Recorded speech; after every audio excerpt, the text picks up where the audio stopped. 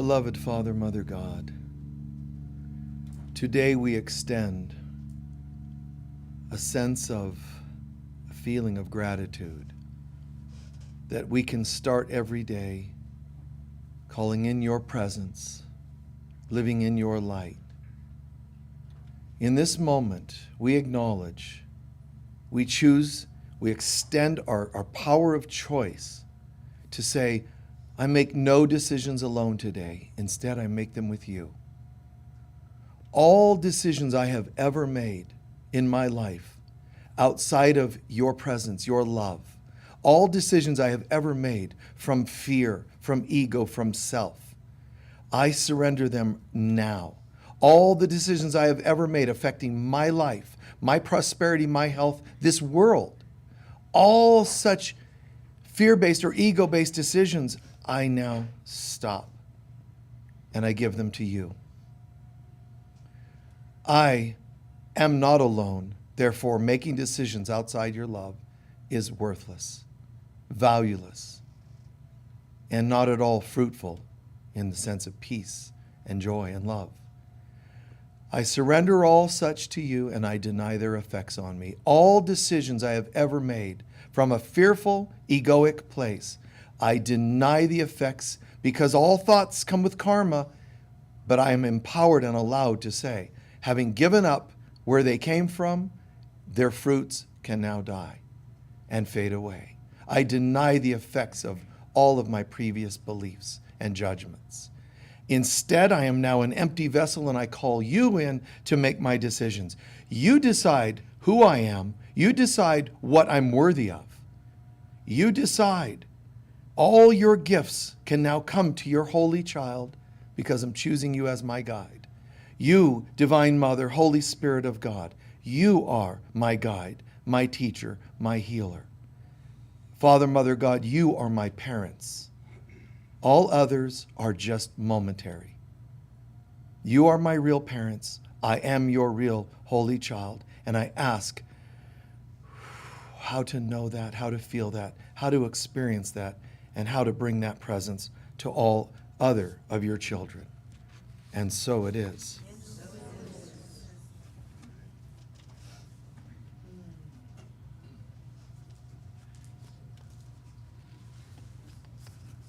Please join me in reading our mission statement, which you can find on the front of this white card. Together we say, the Global Center for Christ Consciousness is a spiritual center for students and masters on the spiritual path. We are dedicated to awakening the inner Christ and to creating a world of love, peace, joy, and abundance. And now for our sacred reading of the day.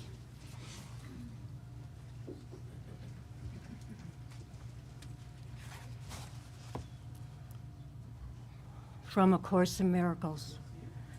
We are holy beyond all the thoughts of holiness of which we now conceive. Our shimmering and perfect purity is far more brilliant than any light that we have ever looked upon. Our love is limitless, with an intensity that holds all things within it, in the calm of quiet certainty. Our strength comes not from burning impulses which move the world, but from the boundless love of God Himself. How far beyond this world we must be, and yet how near to us and close to God. And so it is.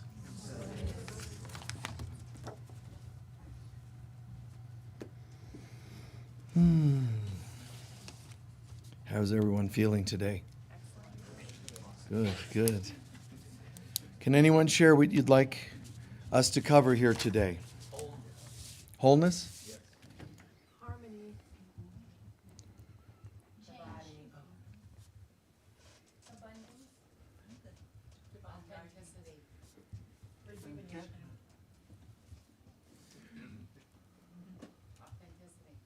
Got that one. Good. Very good.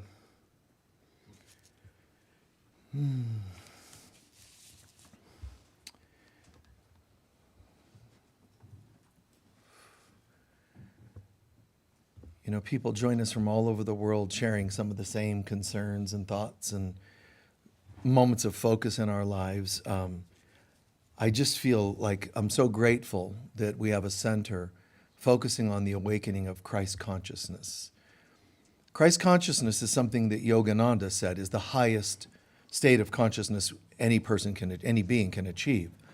And he said that for good reason. In a way, we think of there being God, and different people have different concepts of what God is.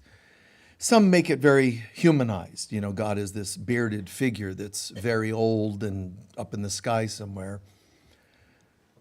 But one thing we understand, East and West traditions think of God as having sort of a triune factor to it, a trinity, which in the West, we typically call the Father, Son, and Holy Spirit. It could be Brahma, Vishnu, Shiva, but it's a trinity.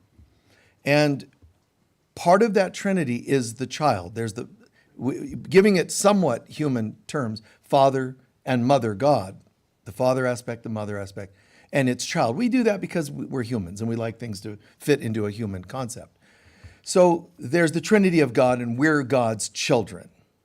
But technically, we're God's child. So A Course in Miracles will teach and say, you are the Son of God. Now, if you're other than a male, you might go, well, that feels a little weird. I don't think of anybody's son, and it starts getting gender oriented. Think of it as meaning son and spelled S-U-N. Think of it as the sun, the center of the universe, center of the solar system. You are a holy child of God, and we are, so A Course in Miracles says, the Son of God, and people have trouble with that. Not only because it's male son, but also because we think of it as singular. And we're obviously looking around going, well, if I'm the Son of God, where's everybody else? Which is also what happened to Jesus. Are you the Son of God? Yes, I am. Okay, well, that job's taken. Then what am I? And we forget that when we think as God thinks, we're one holy child of God.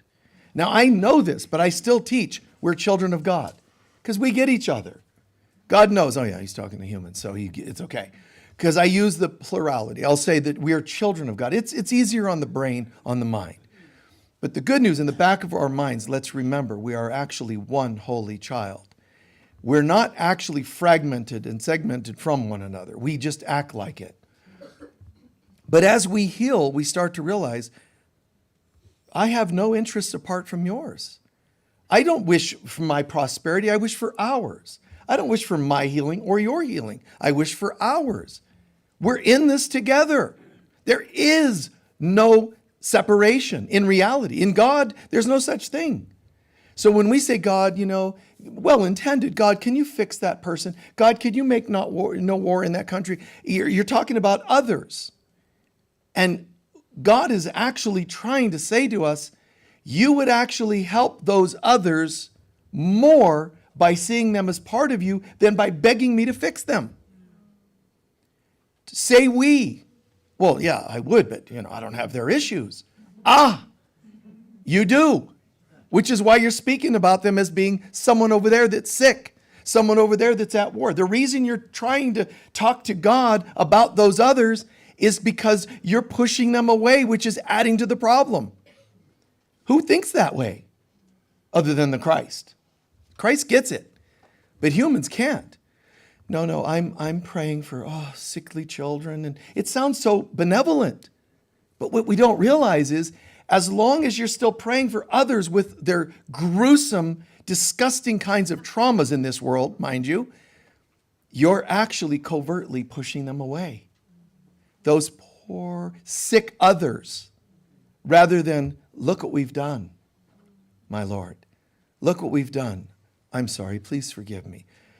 I love you. I love you. Thank you. See, doing a prayer that brings them into our being, but we're afraid to do that because we're so shallow in our breadth of growth. We're so early in our growth. We think we're very advanced, and some are. But you're not when you still try to get away with others instead of us.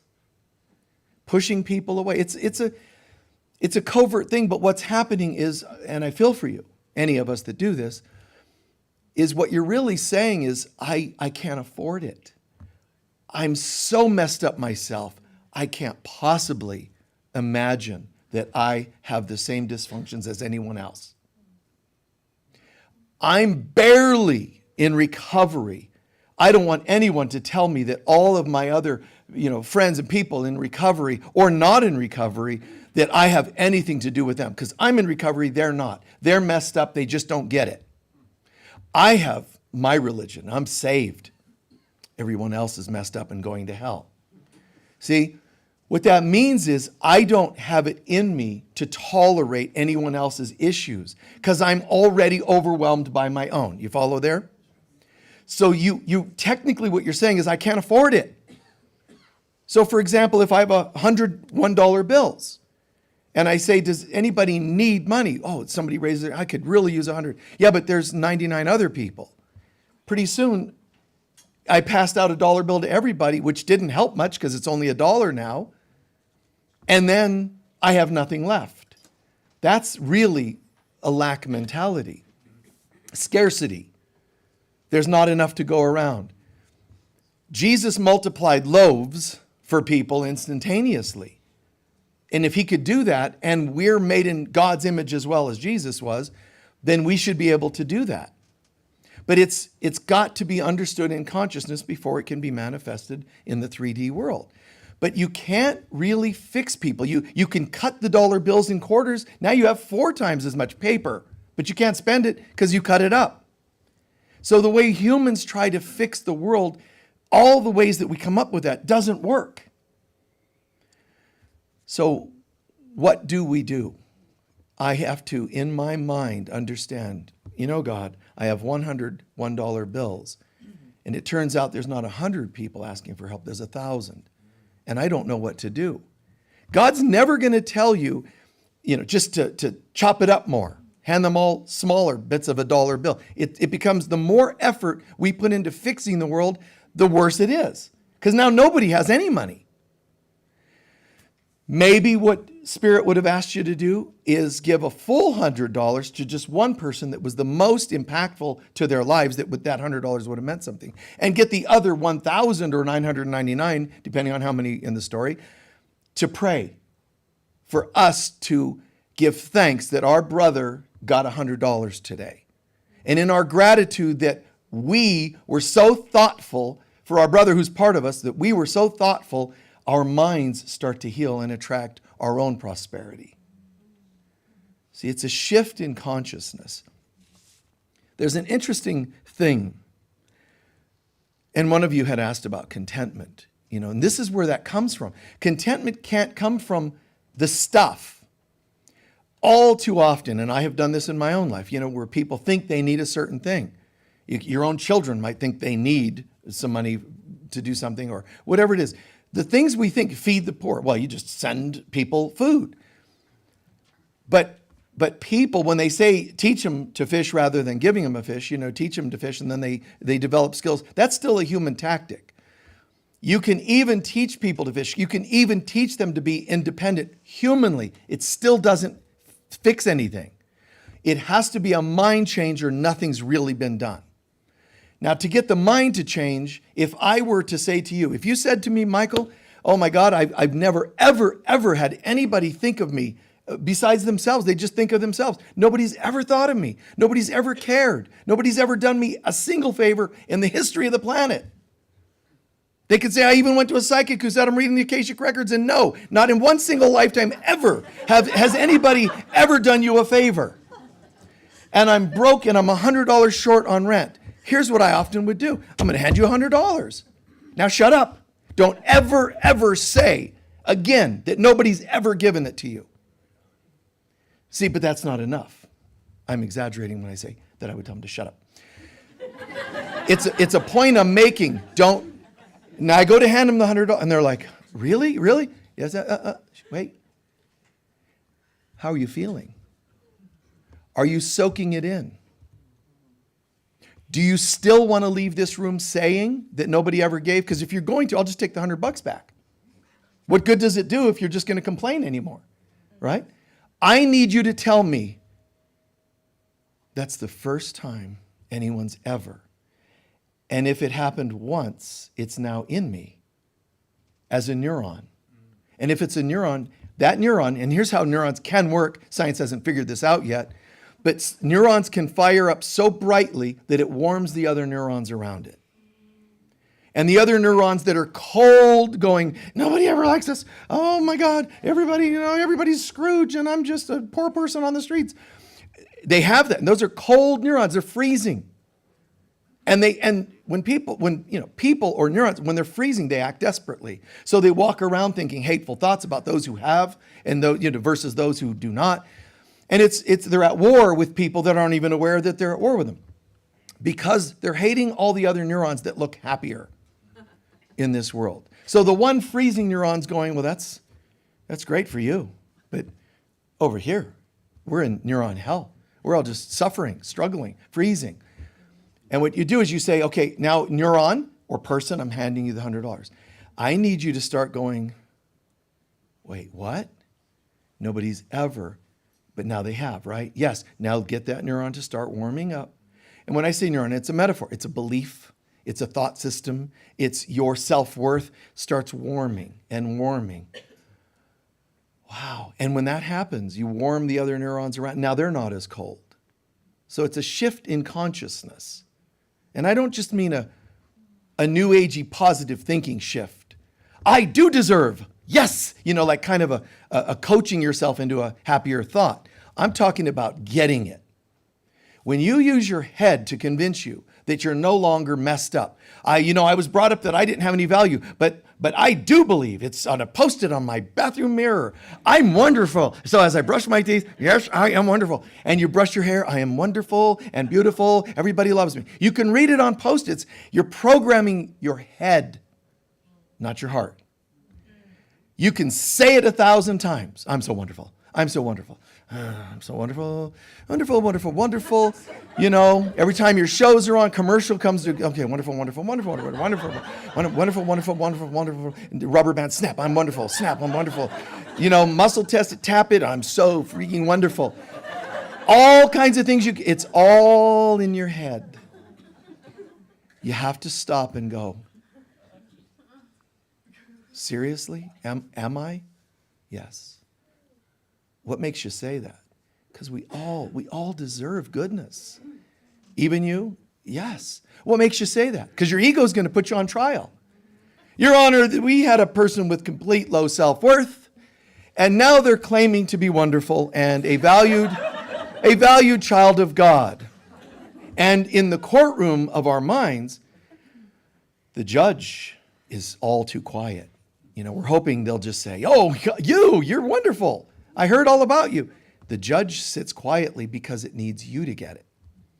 So when the prosecuting attorney, no offense if you're a prosecuting attorney, the prosecuting attorney in this metaphor, the ego is like, how dare you? Your Honor, we have contracts signed. Is that true? Yes, Your Honor. And the judge is waiting for you to get it, to say, I got it. Instead of fighting it. See, what doesn't work is denial. Your Honor, I didn't see that the light had turned red. Then what made you accelerate to speed through the red light? I didn't. We have film from that intersection. See, the prosecuting attorney will not let you off the hook ever if it can prevent it. It's, when people say, maybe you can pet your ego. Now, can you not be so mean? Oh, I guess I've been a little harsh. It hates you. It hates you because it doesn't want you going home. Why? Because your ego wasn't with you when you were created. You made it up. So if you go home, you're going back to a time when it didn't exist. So it knows if you become love, I disappear. It doesn't die. Some of us, but that sounds so harsh. I feel so bad for the ego. There is no ego. We made believe. If you have children that come in going, Mom, we're pretending to be the Mad Hatter of the story. Alice, and I'm the Mad Hatter, and you go and you wear this hat and you act all funny and silly. If they come in and say, I want you to now call me the Mad Hatter from now on, I want my name changed to Mad, and my middle name is Hatter, and I'm going to wear this hat all the time, and so on and so on. You start to think, whoa, wow, we have maybe some mental issues here. Well, that's how Spirit looks at you. You're just mental. But truly, you've taken on a false identity. Why wear it? You're home. You can take it off now. You had some playtime. You went to earth and learned what it's like to be in hell. Now you're home. Take off the shackles. Take off the I'm hurt. Nobody likes me. Those are all stories of this world. All of them were made up by the ego, not God. Only God is eternal and real. All the rest is fabrications that are only temporal. They will eventually fade. What God is most hoping for us to do is start acting like we understand that. Stop acting like the false is the true and the true is the false. Choose God as your guide. Choose Christ as a consciousness. Not everybody can get that. They'll run from the truth. They have to because they're afraid to hear the truth. That's the way it's going to go in this world. You can start wearing this, and I'm no longer choosing to live in fear. Some of your own family members are going to say, no, I don't like that. I need you to live in fear or I'm going to divorce you, And you have to say, it's a funny thing. I used to be afraid of that too, but I'm not, and I'm willing to face that fear.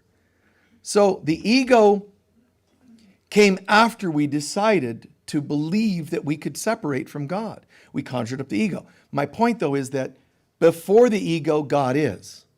When you go back to God, when you ascend back into God or Christ consciousness, you're going back in time before chronologically the ego existed. Therefore, you're here. It doesn't exist because you went back to here.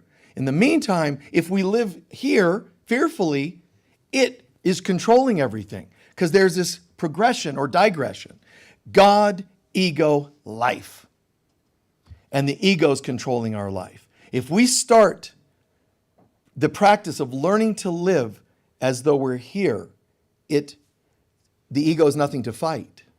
There's nothing to well, what do I do with my ego? Do I pet it? Do I hate it? Do I fight it? No, it just disappears. That's partly what Jesus meant by, peace conquers. Love conquers all. The love and joy and peace of God. Love conquers all.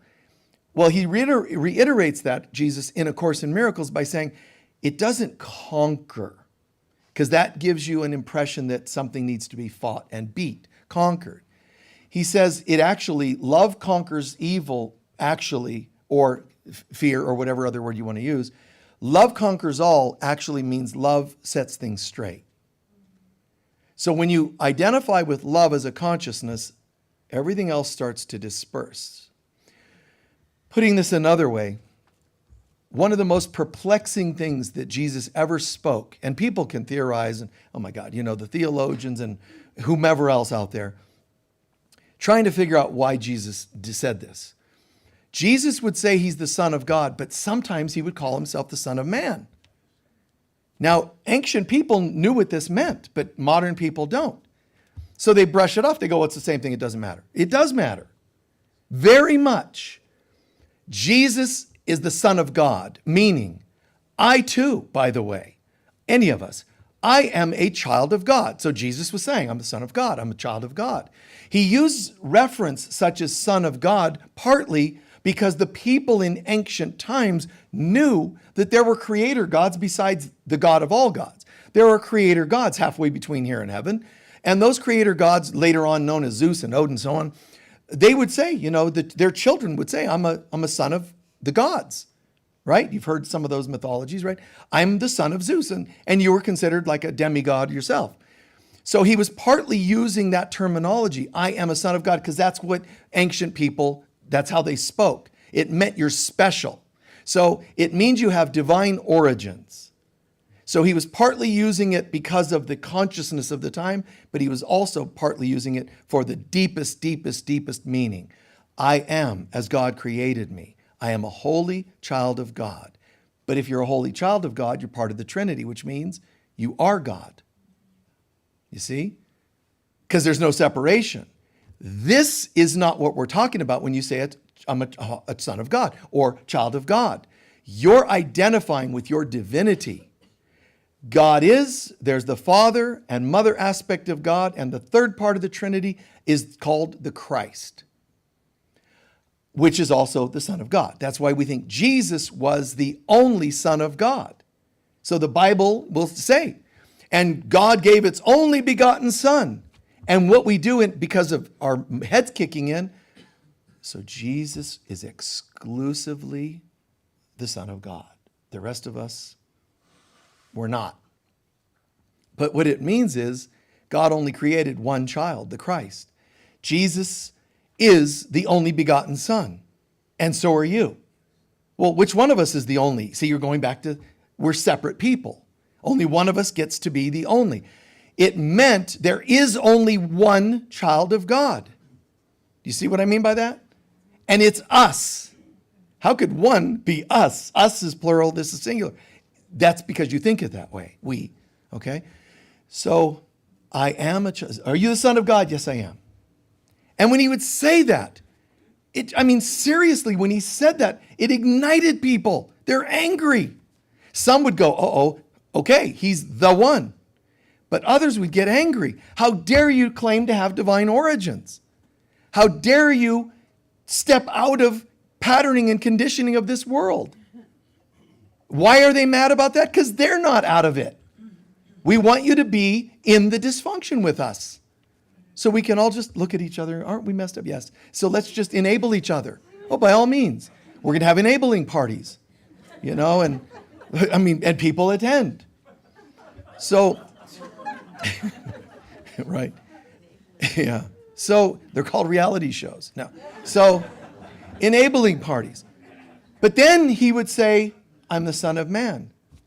Dang it. That kind of messed everything up because I thought he was the Christ and then Son of Man. You know what Son of Man means? It means you're identifying with human lineage. The other is divine lineage. I am a son of God. I'm a holy child of God. I am identifying with my divine origins. I'm a son of man, my human origins. So, I get it. Maybe he was in a good mood when he was the Son of God. Probably not doing so well when how you doing, Jesus? Oh, Son of Man, What are you going to do? Oy vey. But the deepest mystery and secret behind these two identities, one is the truth and one is the illusion. You respect the truth that you're a child of God, but you respect the illusion. You know the truth, but you respect the illusion. So what Jesus was doing is, I am a son of God. People are like, this dude, man. Like, wow, the countenance about this guy. He just walks in a room and possessed people start, just screaming and the demons are reacting. You understand? He walks in a room. You have people, any of us that are on this path, you have people that react to you that same way. Like, what's going on? And their head's going to interpret it. This is attraction. Or it'll interpret as, what are you up to? They're going to, wherever their trip is, there's a Jewish saying, we don't see things as they are, we see things as we are. So you see through your own lenses. So if somebody's got a trip towards male and you're male, that's what they're going to see. If their trip is attraction and that's where they come from, or addiction, if that's where they come from. I remember I went to a high school reunion. I think it might have been 5 years after, 10 years after. It's the only time I think I ever saw people from school in those days as a kid. But there was this one gal, and I didn't recognize her. But she kind of came up to me and was like, hi, and kind of coming on to me. And I'm like, I don't recognize her. She's like, well, I was in, one of the other classrooms for kids that were, trouble and drugs and whatever. So she's like, that's why you won't remember me, because I'm totally not remembering her. But she said, when you walked in the room, I immediately felt something. I'm like, oh, hi. Well, okay. And I'm like totally confused. What am I going to do with this? This person I don't know, and she's coming on to me. And she said, I knew as soon as I saw you. She said, he's either some sort of mystic or a drug dealer. Because that's what she was into. And I'm standing there, in one of my pearly white shirts, that because I was on tour, but I just happened to be in that area. So I put on my usual, these kinds of clothes and went to this reunion. But it's funny, her brain, that's how she saw it. You're either some sort of like weird, like mystic person or a drug dealer. Why would you think that? Because I was attracted to you. And it's like, wow. How do you brag that? Yeah, somebody thought I was the number one drug dealer in the room. Number one best looking guy or girl, you want to say, but not, yeah, guess what? Wow. I felt so, honored.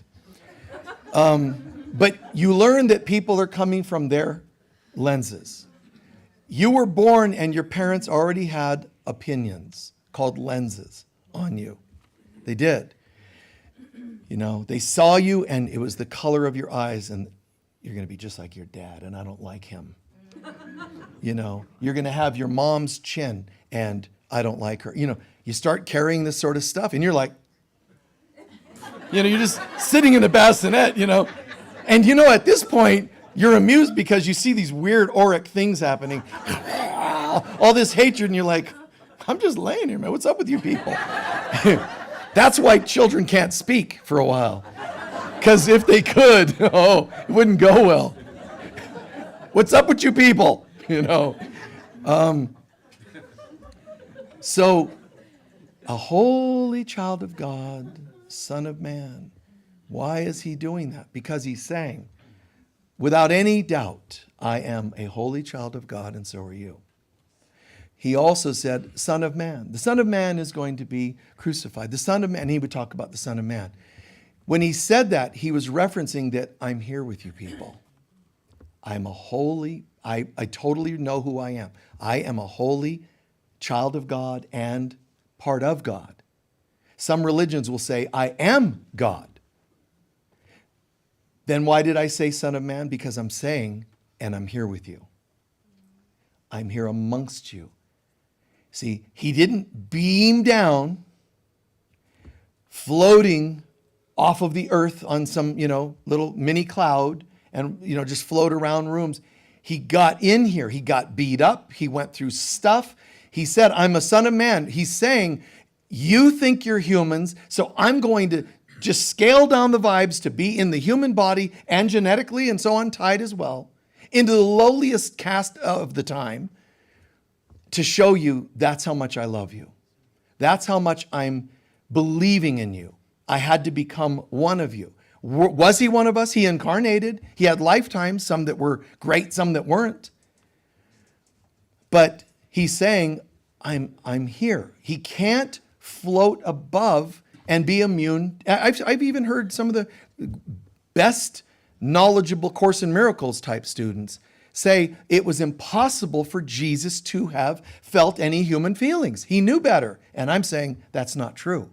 He had to feel them and then transmute them to show us it could be done. What good would it do to float above it all? Man, And then John 15:3 says, the Lord spoketh and said, sucketh to be youeth. That never happened.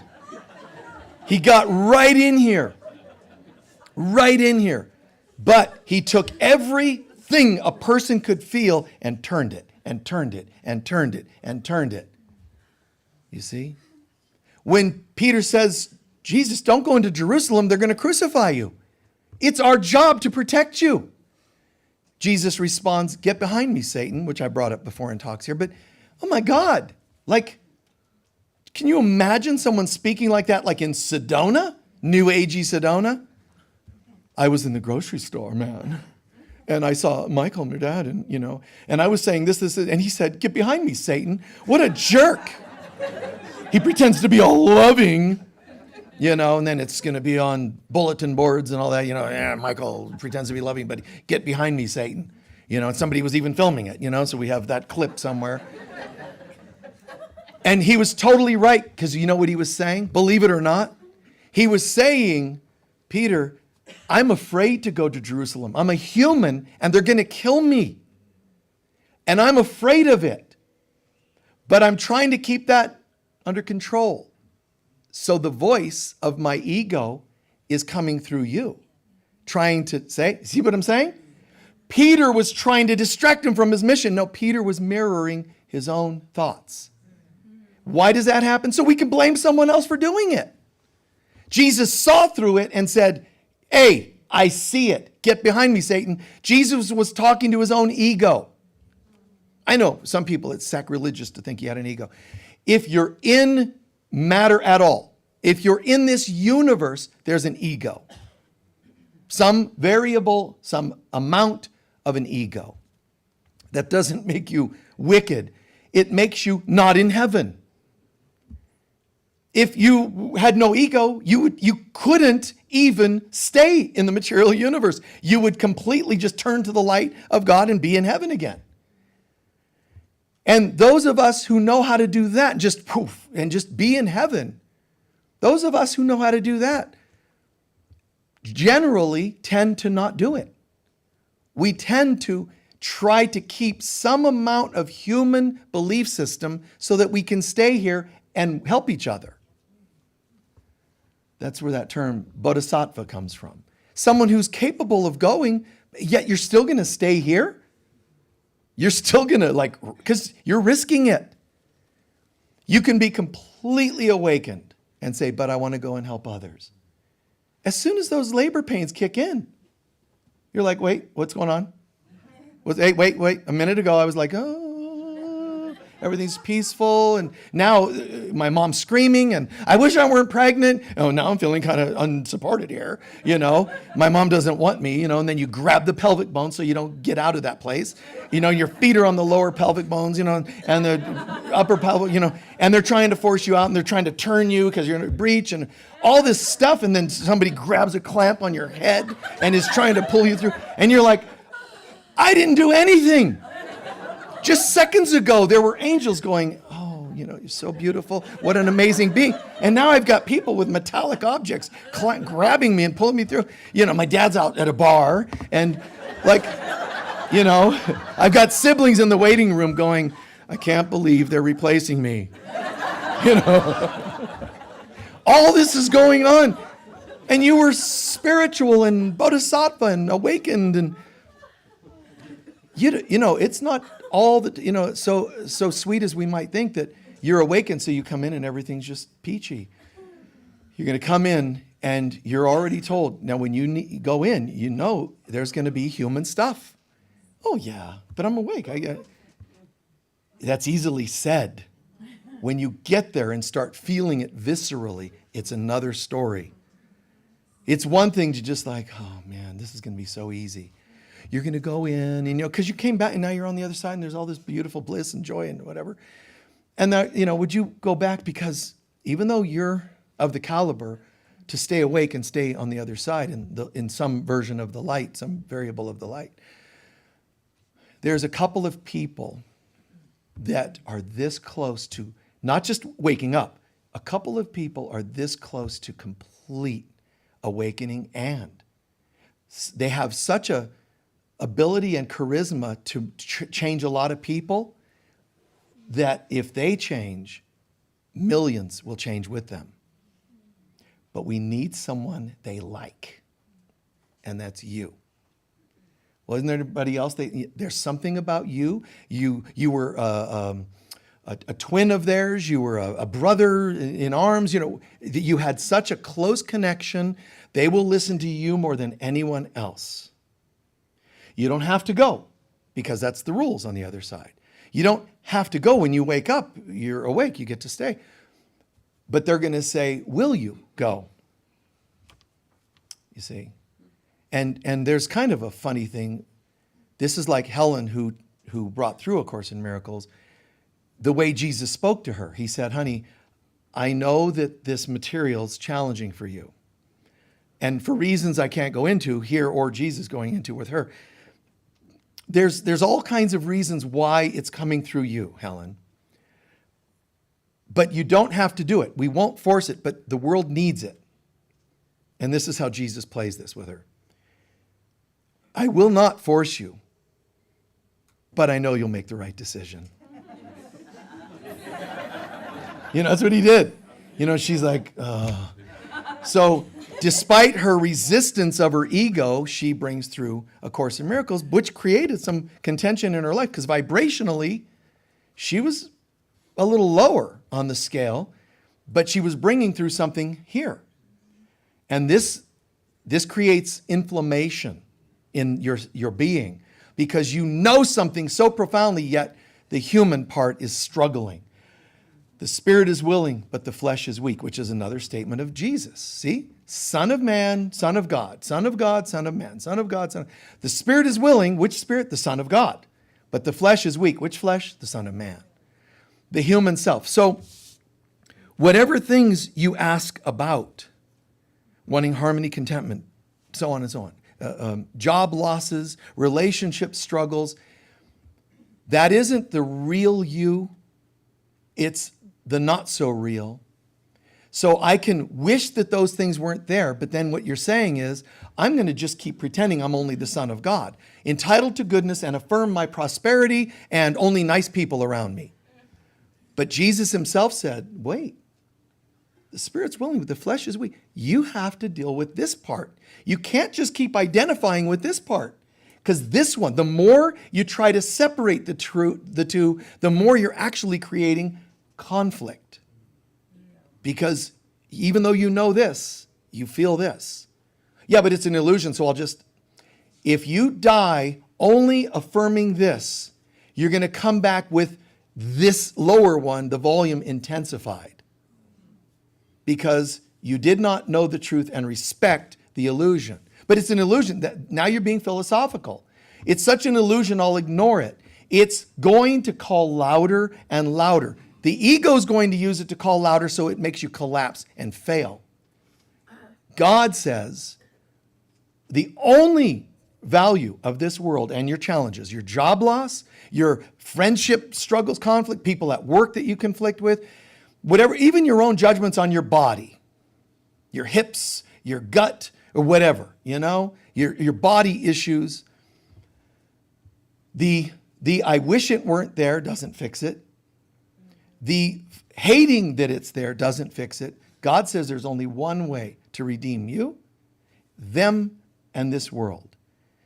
I'm going to teach you to ask to see everything through my eyes. That's different than Son of God only. I want you down there in your body working the program on a third dimensional level. When you do, the third dimension is actually shifting.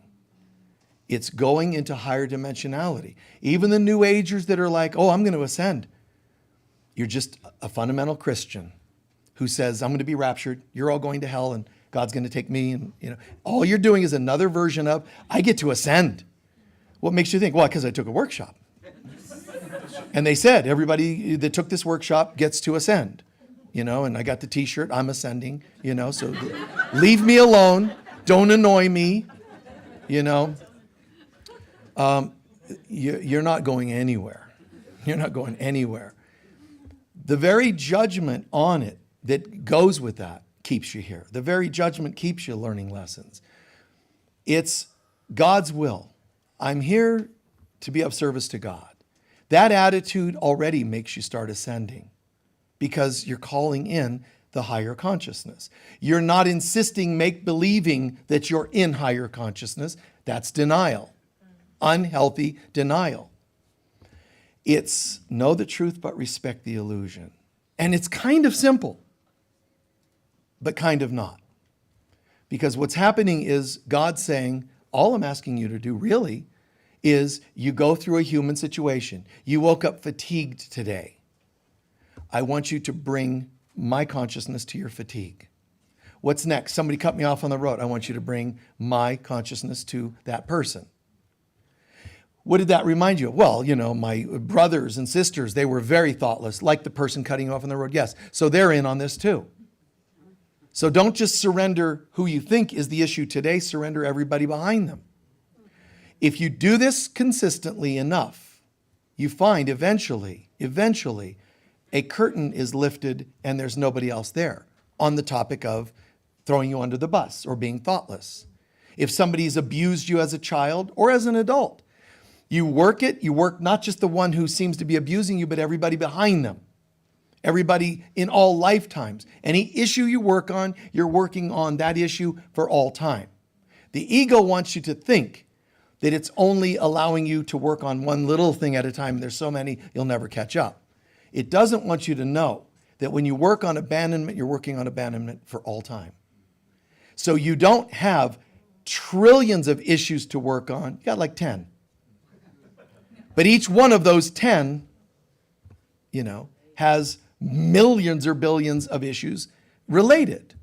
So just work on abandonment and one of your 10, I'm just using numbers, making them up, one of your 10 goes. Great. But there were just billions of people behind that. Memories, lifetimes, oh my God, childhood, gone.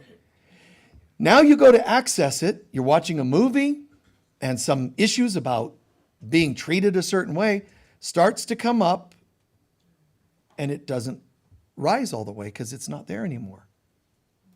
And this is really perplexing because that's when we go, I could have sworn I had some issues with that.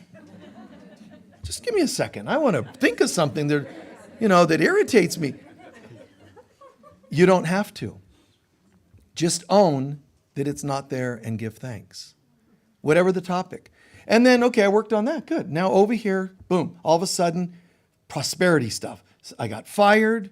Somebody stole money from me, et cetera, all kinds of money things. That person, that jerk. No, wait. All people who have ever been thoughtless or taken from me. All financial fears, all lack. You see, by working on any one, if you know this, you're working on all of them. If you think you're only working on one, and so it is.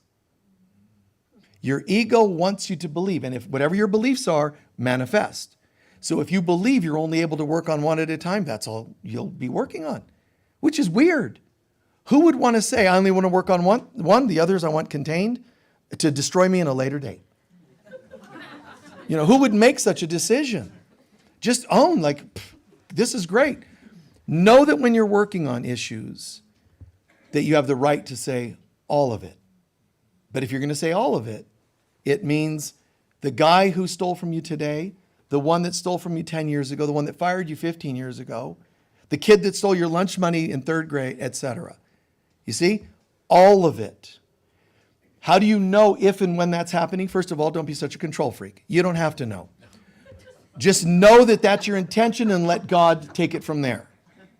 However, could you know? Yes.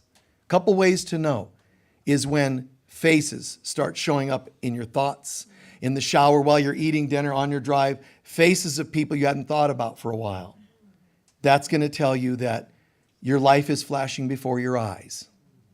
Do you know why your life flashes before your eyes? Have you ever heard of that? When does it happen? When you're dying. Guess what you're doing?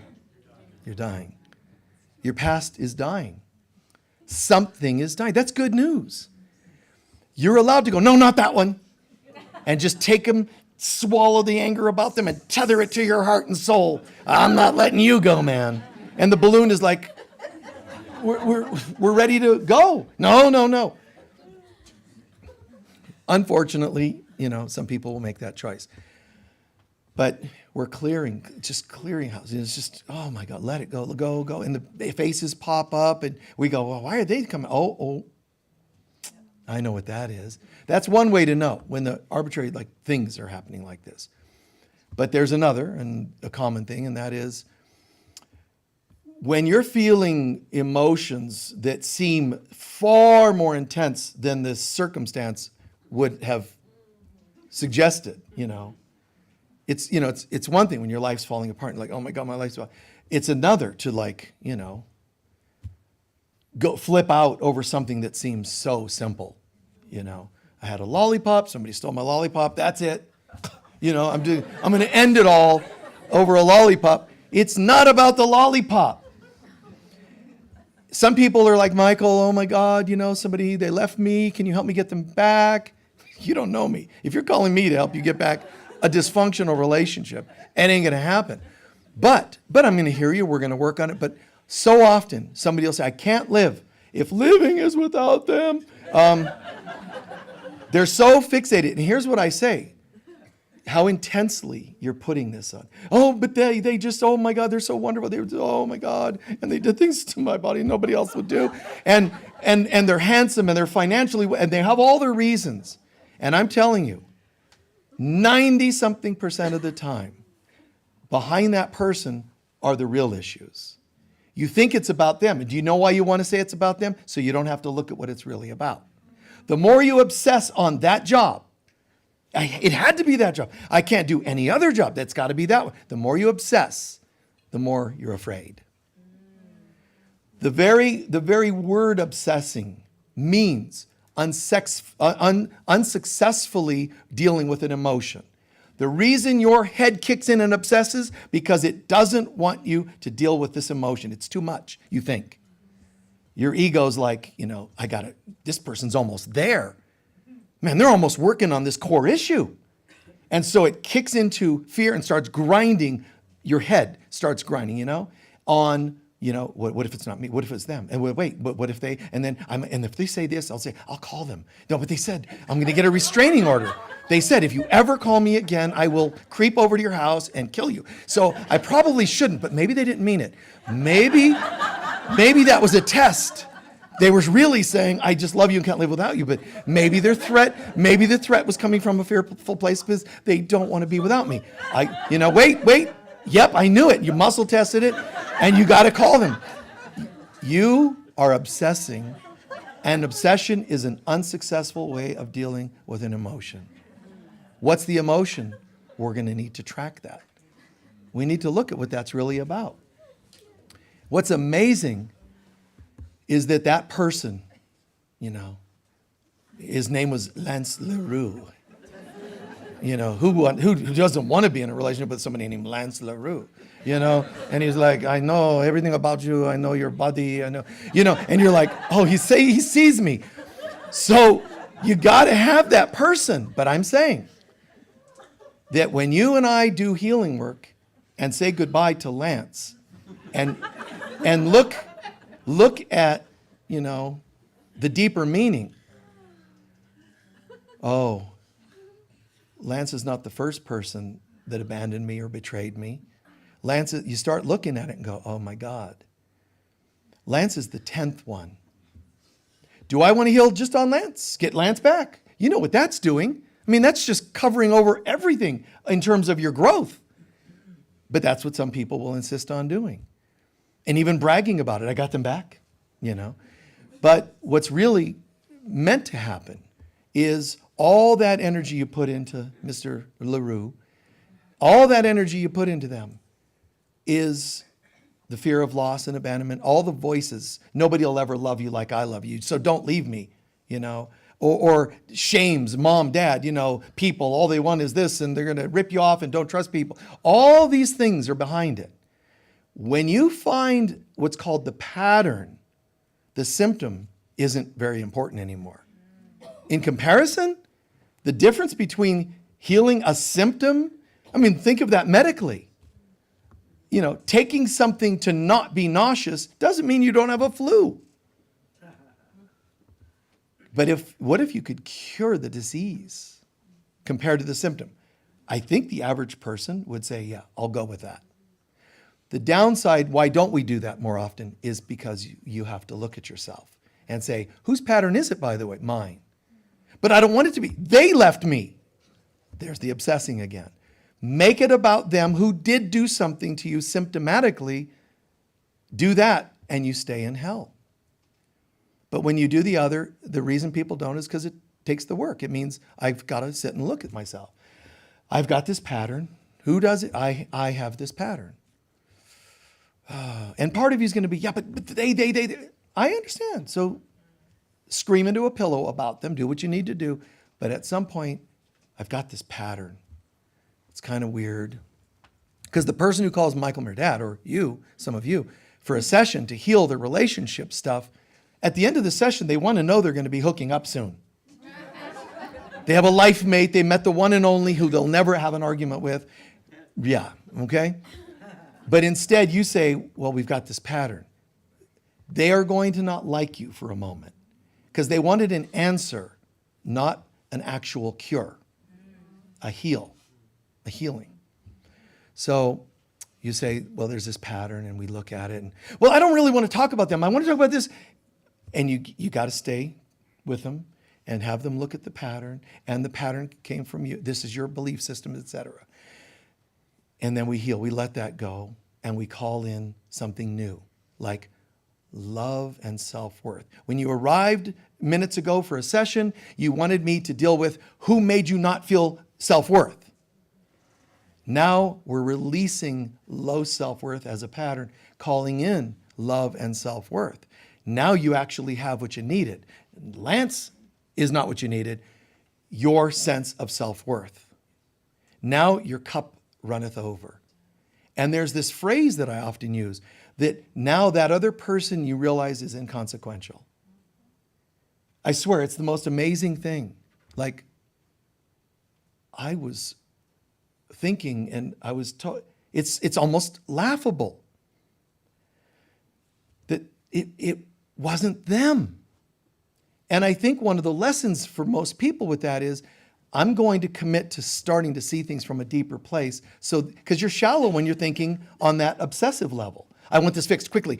Okay, now everything's better. That's basically, a definition of or description of addiction. I'm feeling this, I need a drug. Everything's good now. It isn't good. You're just drugged. Same with when you get away with blame that person. That's just another kind of drug, believe it or not. It's the drug called judgment.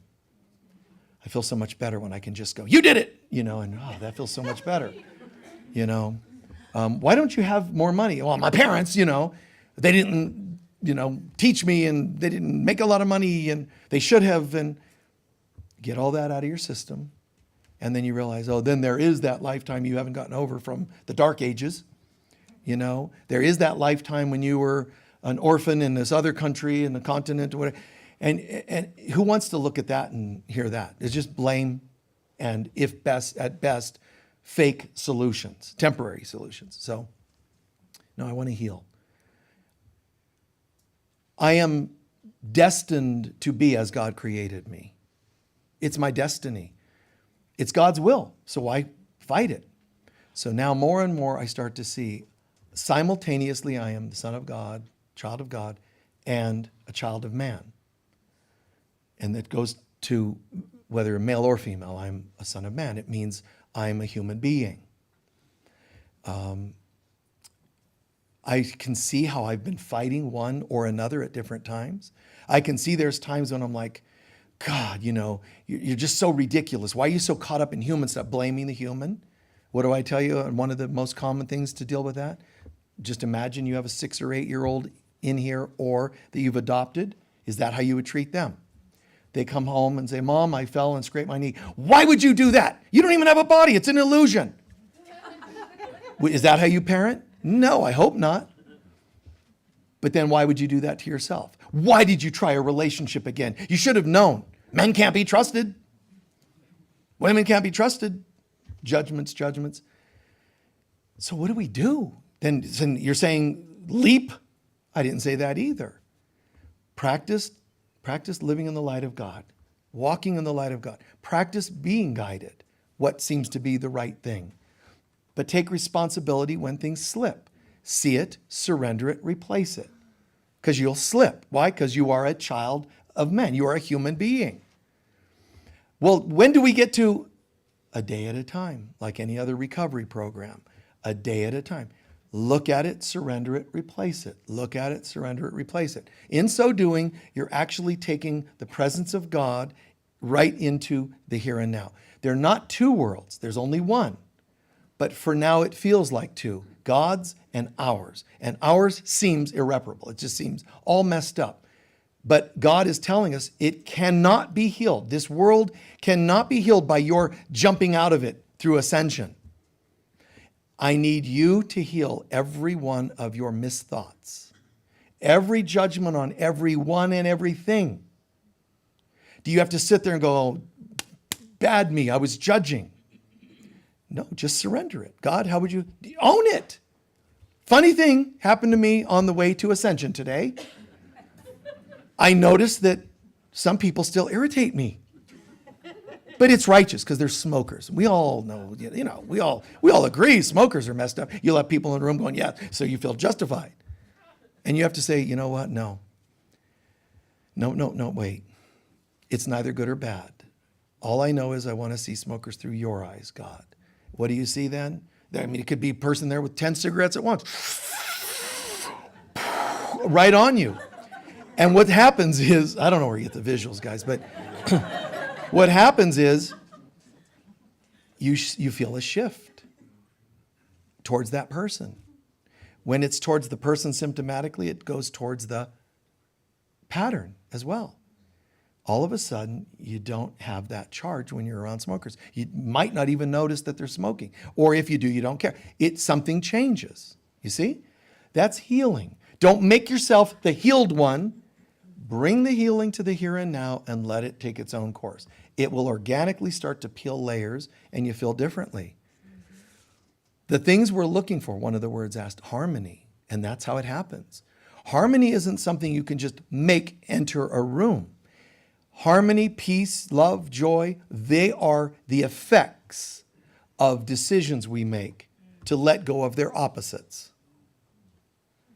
I can see I'm judging, I'm letting that go. And the courtroom, to go back to that, and we'll conclude here, the courtroom of the mind, where the prosecuting attorney, known as the egos, contracts, soul contracts we've got, stacks of soul contract. Look, in another lifetime, and this person is not allowed to get off the hook. God, you know the rules. Cause and effect. You can't just neutralize cause and effect because we believe in it. You're not allowed to just take things away from people's beliefs, and God knows that. God says, I'm sorry, child. My hands are tied. If you believe you're a guilty child of God, you have to live out the guilt. If you believe you're flawed, if you believe you have low self-worth, all I can ever say to the material universe is, and so it is. I can say, I love you, come home. I'm allowed to feel that towards you, children, but all you're able to experience is, and so it is. I can say, I love you, come home. I can't force you into higher consciousness. My intention for you is, I love you, come home. The experience, however, is, okay, and so it is. Until the day you have the courage in that courtroom to stop defending yourself, stop attacking, stop pretending you didn't know, stop pretending you didn't see the light was turning red, stop everything. None of them work. All they do, you're trying to justify and defend, and all that does is keep you tied to the courtroom. Tied to court. Lifetimes of being in the courtroom in terms of consciousness. We're always in the courtroom fighting. Did you brush your teeth well enough? Well, I think, and you got this from childhood. And then you got something else. You have a few lights on in the house and you can hear your dad going, what am I, the power company? And it's like, you have all these bizarre voices and they all say, not enough, you're not good enough, you're not good enough. And how weird that they speak like ghosts in my house. And you start to see these things and you let them go and you surrender them to God. That's not how I would speak to a 6-year-old. I need to be more loving, patient, and so on. That's part of it. But you can't go to the courtroom and say, look, I'm being nicer to my inner child, because you're still defending. So you're trying to prove. There's only one answer. Your Honor, I plead insanity. That's the only way out of the karmic world. You take responsibility and say, and it's true. I know some people are like, that's no life coach has ever taught me that one. I plead insanity. That's not very empowering. It's the right thing, because what you're saying is the divine in me could never have believed any of that. The divine in me could have never thought I needed Lance LaRue to make me complete. The divine in me could have never believed just one more cigarette today and I'll probably feel better. Lose 1 more pound, gain 1 more. None of those are accurate. That's why you plead insanity. None of my means of trying to make me a better person actually ever worked. Oops. Your mantra should be, my bad, and give it to God. See? And then let it be replaced. But what is your will? You know, God, you don't have to work so hard on low self-esteem, but just see it and work it the way we're talking about. But at the end of the day, always remember, whether you cry something out, speak it, journal it out, puke it out, whatever you do to get something out, even a sigh is taking an energy that is good to get out. You think it's just a sigh. Even a sigh, sadness or frustration, you don't want that trapped in your body, trust me. Because that little sound becomes a vibration, becomes a color, becomes a form, which takes a mass, and it starts to become a sickness. Sigh it out, cry it out, move it out. But that's not the solution. That's only half. Out and then something new in. You know what I really want? Peace. The peace of God. Love. And that's what mantras are supposed to be. The feeling of God being anchored into you here and now. That's what a mantra is. A mantra means a mind tool, a tool to focus your mind on what? Love and self-worth. You know why you need to do that? Because all the other mantras are not good ones. I just know they're going to dump me. Why would they want me? I'm damaged goods. I know they're going to fire me. You know, that's all the ego mantras. That's not what we want. Love and self-worth, peace and joy, and so on and so on. The presence of God. But you can't just do mantras without making room for the mantra to set in. That's the mistake of many who know mantras and recite mantras. They will not address what's in its way. They'll only just do mantras, la la la la la la la la la la la, and think that it does something, which Jesus expresses, do not just keep repeating the same prayers over and over. He says that. He's talking about the ones that are trying to mantra themselves to heaven, when in fact, they have hell well rooted in themselves. Make some room. Break some stuff up. Get it out. Make room. Call something new in. That's the true healing. Empty your cup. Refill your cup. Please take a few centering breaths.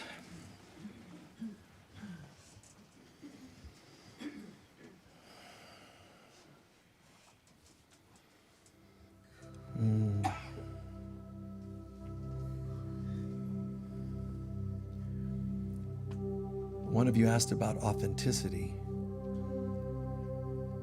Look at all the different ways that we're, first of all, not authentic. All the false beliefs about ourselves is not authenticity. But also, all of our ways of thinking ourselves into a better life is still not authentic. Things cannot be authentic if they don't come from God. So even when you, in your head, try to affirm a more authentic, spiritually empowered person, it's still you in your head. Bless you.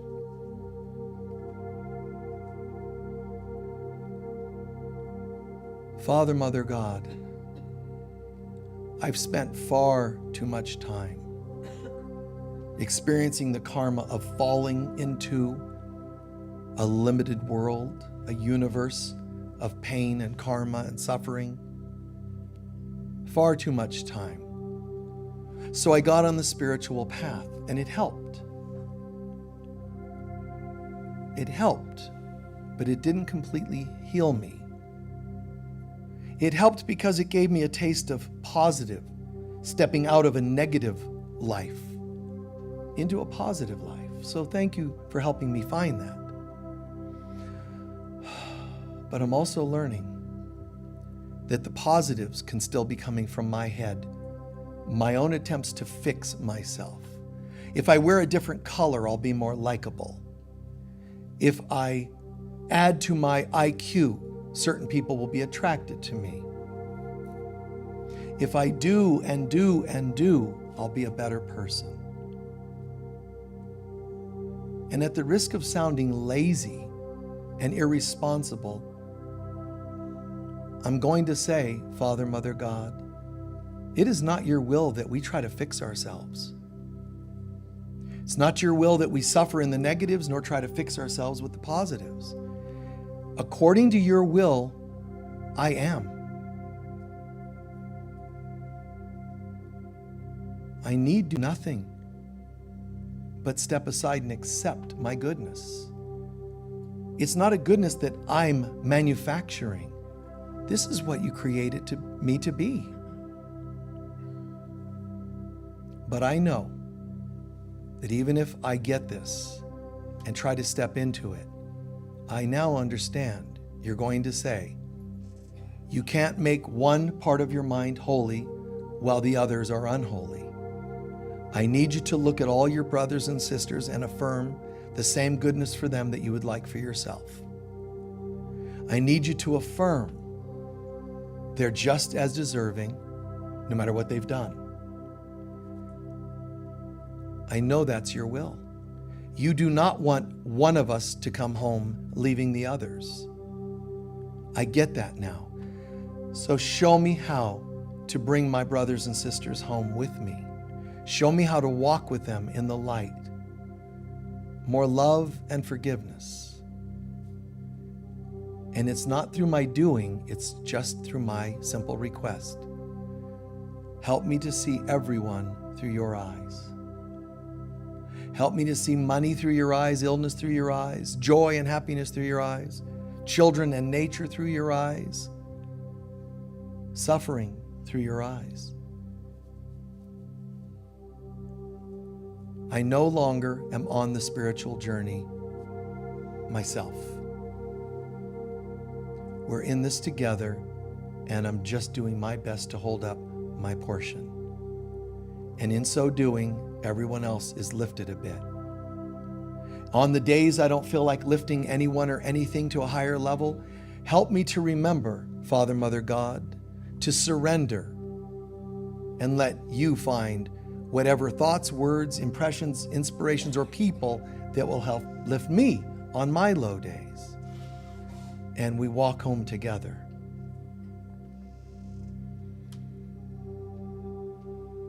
Now, for just a moment, we clear our minds and feel these ribbons of light from the heavens down through our crowns into our hearts.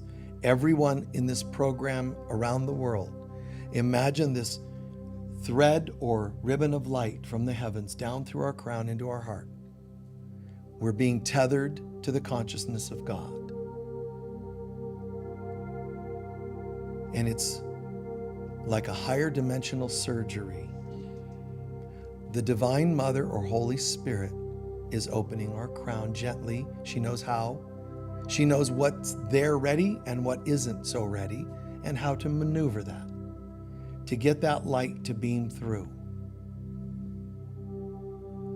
It beams through thoughts and beliefs of undeservability, and it brings the opposite, love and self-worth.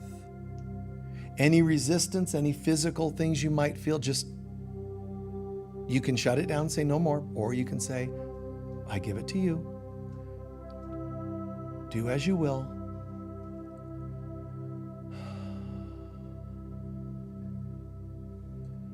Picture the room and see all the ribbons of light coming through from the heavens down through the crown of each person here. And the folks online doing the same thing. All of us being activated to a new level. New DNA, new consciousness, new light strands coming through, activating our brain, our mind, our chakras, our energy systems, and so on. Just a beautiful activation, download.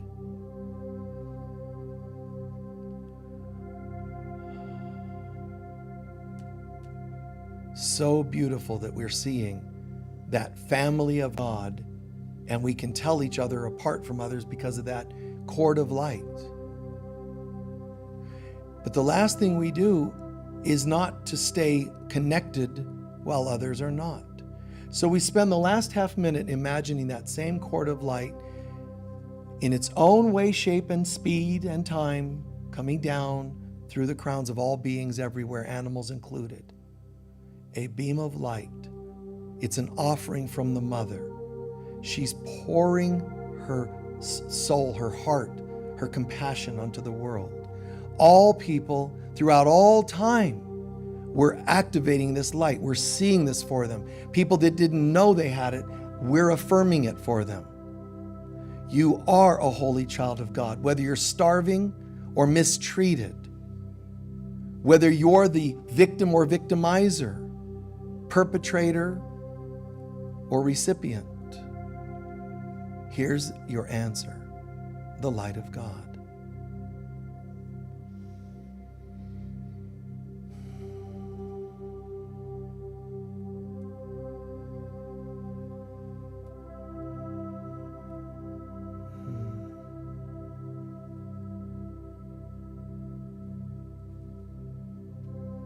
And we choose to let go and let God do what it knows to do with our brothers and sisters.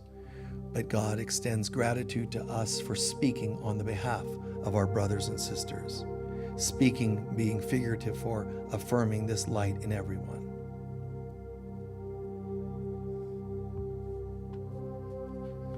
And so it is.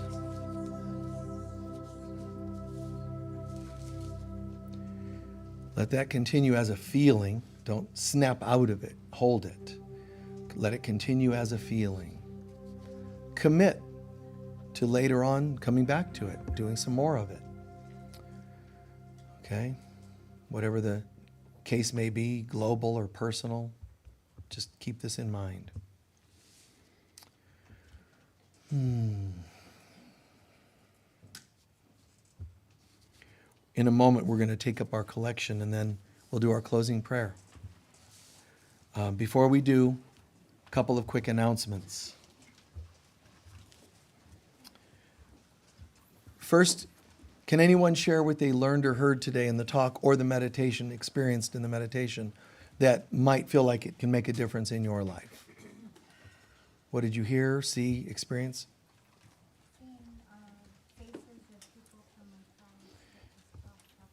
The faces of people from the past popping in? Exactly, good. And who else? Yes? In the meditation, when you were using the word ribbon, that took form in a golden ribbon. You know, ribbons twine, but it instantly turned to a golden helix, and you went. Nice, right there, nice. And you said DNA. And That ribbon and how it starts curling and then becoming DNA. Beautiful. Yes?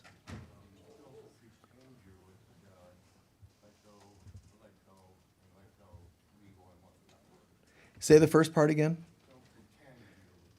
Yeah. Yeah. It's let go and let go. Let God, right? Let go and let God, that saying. And just let it take a deeper meaning.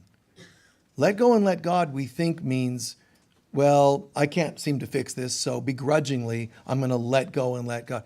This is good news. I try to fix my life, and it never worked. So bringing God into those day-to-day decisions helps turn everything around. Yes? The more you're obsessing, the more you are trying to push down a feeling that you don't feel. The more you obsess, the more you are unsuccessfully dealing with an emotion. Exactly. Yes. Sell all thou hast and give it to the poor was once said. It's to revalue all you thought you had and give it to the flow. Yeah. Pour out blessings to you. Right. You're right. Right. That the very idea of stepping, like let go, let God, also means you're getting into the flow. And that resonates with generosity, all kinds of 3D things. Generosity, patience. See, it's very 3D practical. Getting in the flow of God is not, okay, I got to get in the flow because I'm doing this human stuff. Seriously, bring the flow to the human stuff. They're not separate, they're not different. Who else had their hand up? Yes. I'm very connected to a few people. And one of them was in the hospital with the operation. Oh, And I know, she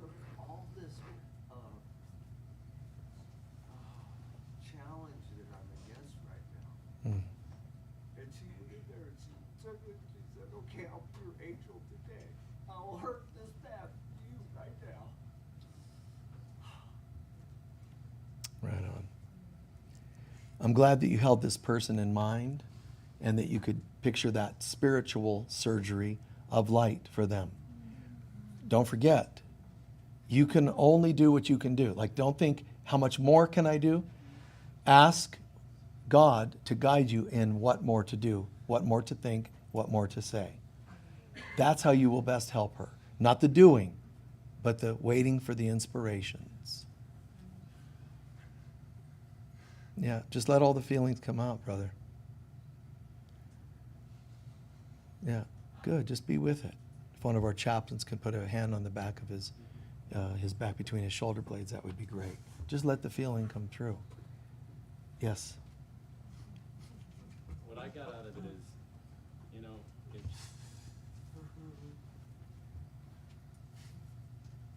letting go is easier than it's actually doing it. Right. It's like a lot of work. Judgment, blame. I mean, Right. You know, Right. a lifetime of that. Yeah. It's like, it's a lot of work. Where do you start? So our soul knows, I got to do this work, let's call it. But the ego convinces us it's a lot of work, right? It's a lot of work. I just went and did a past life regression. I found out I had 100 more lifetimes to work on that. It's going to sound like a lot of work. Is that God's voice or the ego's? See, even thinking it's too much is not God. The ego slips in there acting as though it's on your behalf. Oh, God, this is going to be way too much work for you. I think you should go back to drinking. That's the ego's seeming love for us. Think about it. It's because I care. You know, that's a lot you're going to have to deal with. That family of yours. I agree. Whoa, I was there. I saw them. So you agree. Yeah, oh, they're too much. Just drink. It's what it wants to do. Make you think it's too much. And you just, a day at a time. And remember, you're dismantling patterns, not little incidents. Last person or two. Yes? So I really like the courtroom analogy when we felt like we got off our path, or why did I? Well, of course, it's about insanity or misperception. Yeah. We're struggling with the ego, so I found that. Thank you. Not as excusing that. Right. The concept of the analogy, the courtroom of the mind. And why did I say insanity? That's not to put you down. It is insane to believe that you are something God didn't create you to be. Right? I mean, look at all the movies and the comedians talk about insanity. They say, so-and-so thinks they're Napoleon. They always talk that, and that sounds like they're insane. So is thinking that you're you. You're a holy divine being. No, not me, man. I'm a damaged person. I'm a single mom. All the titles are actually delusional. It is a form of schizophrenia to think that you're all these people that God's like, you're me. No, Lord, you think I am, but you don't know where I've been. I've gone through hell. I'm damaged. I'm post-traumatic. All the labels, and they're all untrue. We've covered that before. Yes, dear? I really appreciated your characterization of Lance. Oh, That was so great. you liked my characterization of Lance LaRue. Yes, dear? Yes? Were you going to say something? Yes. I want to thank you for, and you've said it a couple of times in the prayer this morning, and then when you were speaking with someone about I make all my decisions today with God. Right. I love that. Like the prayer we started, I make all my decisions with God. I let go of all the decisions Right. that were not made. I'm glad you caught on to that. That's a very specific prayer technique that I make all my decisions not alone, not from my ego, but with God. That's the start. But going back and saying the same thing from another side, which is the decisions I did make, tried to make from ego and fear, I surrender them and deny their effects. And I Yep. accept the gifts. Good. You caught on to all that. Wow. No, Michael, I mean, I practiced that prayer because I was reading in your Heart of Course in Miracles Right. book, and I read that, and I marked mark the page. I mean, I turned That's it great. down so I could read it. So you caught on to all that. I love it. And I had a miracle happen yesterday in my life that was wonderful. Nice. And so, Thank you. thank you for Thank you. expressing it in a way I could just really get it. Thank you. Appreciate that. Yeah. One more? You were clarifying the Son of God and what Jesus was saying, the Son of Man. Yeah. So the Son of God, Son of Man. So try to imagine, I don't care if it's Yogananda or me or you or Jesus. Try to imagine that Jesus says, I actually get that I am one with God, but I'm going to come here and become part of the incarnations, part of the human dynamic and struggle. I'm going to do this because that's what you need. You need to see me amongst you, not as a vision in the clouds. You need me to walk with you and go through things that you go through. That's, if there was really such a thing as sacrifice, that's the ultimate form of sacrifice. I'm going to give up what I know 100%, and I'm going to allow some of my knowing to be shelved for a moment, and I'm going to go into this world and play the game. But the biggest part of that moral of the story is, and that's what you're supposed to be doing, knowing that you are a holy child of God, but playing the game, but not judging yourself for playing the game, because Jesus certainly wasn't judging himself for playing the game. He just kept smiling, even at the worst moments, smiling with a knowing, I get it. I get it. I'm a holy child of God, and I'm here amongst you. And I close with this. He says it very well, I'm paraphrasing slightly, but in A Course in Miracles. I know that you're going to think it's all about awakening and then now you ascend or whatever. He's saying, but even though you're not a body, the people, even if you do get it, even if you get it 50%, I get it, I'm a spiritual being, he's saying in there, but there are people on earth that actually only believe that they're human bodies. They think that they have bodies, organs, etc., including something called ears. I need your mouth to speak words that they can hear. I need their eyes to see actions of yours. So even though you're not a body, I need you to bring that divine presence into your body and let your body make a difference in the world. You're just using it as a tool, as a communication device. Words, actions, smiles, warmth, sparkle in your eyes, or whatever it may be. Thank you. We'll do our love offering prayer together, please. Be as generous as you can be. Online, there's a link to go to in the room. There's bags to put the donations in. The baskets are separate. That's for any extra donations you want to share towards people of lesser means or some of the special projects that we have going on. Thank you. Hold our love offering to our heart with sincere prayer together, please.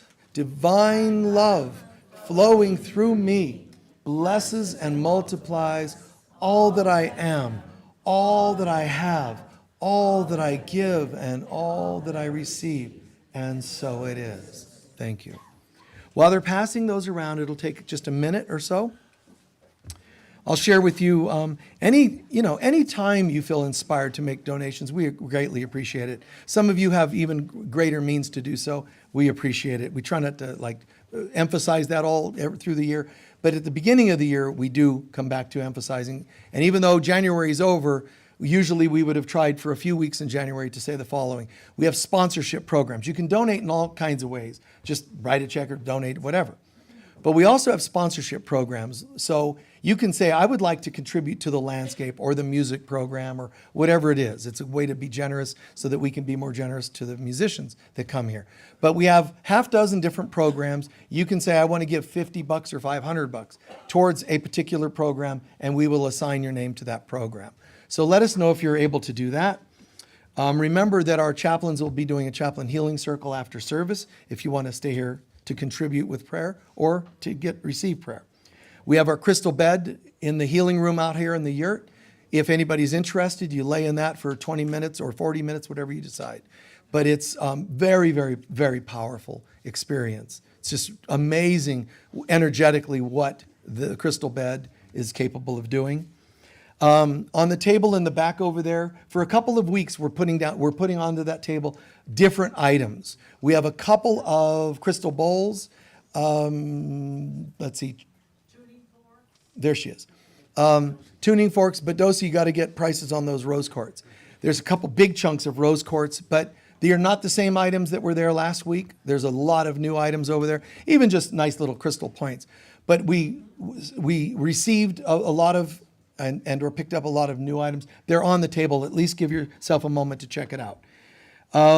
Thank you for watching. If you were watching us on YouTube a day after this, a month after this, 5 years after this, you can go on YouTube, guys. There's playlists. We have a YouTube channel, and there's playlists. It could be healing, Christ consciousness, dimensionality, all kinds of different topics on there. Meditation, oneness with God, all kinds.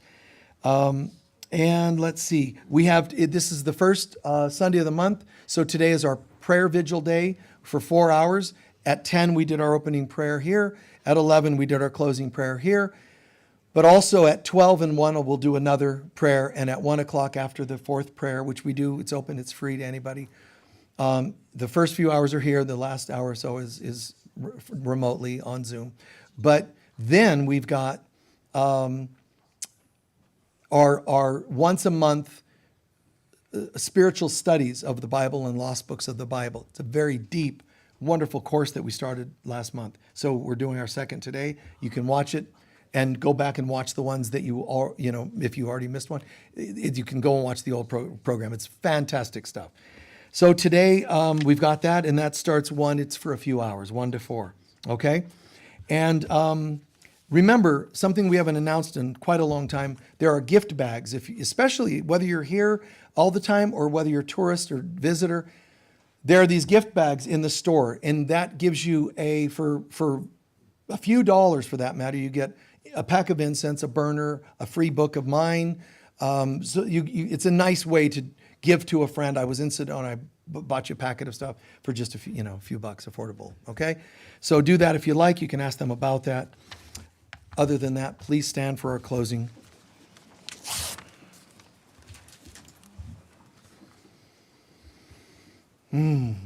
How are you feeling? Good. It's amazing, isn't it? Like the Sundays just feel like mini workshops. The meditations they're not just like lightweight. There's a lot of substantial stuff that happens. And that's partly because we are committed to awakening Christ consciousness. So we can't just have little lectures. We can't just have kind of visualizations. Wasn't that nice?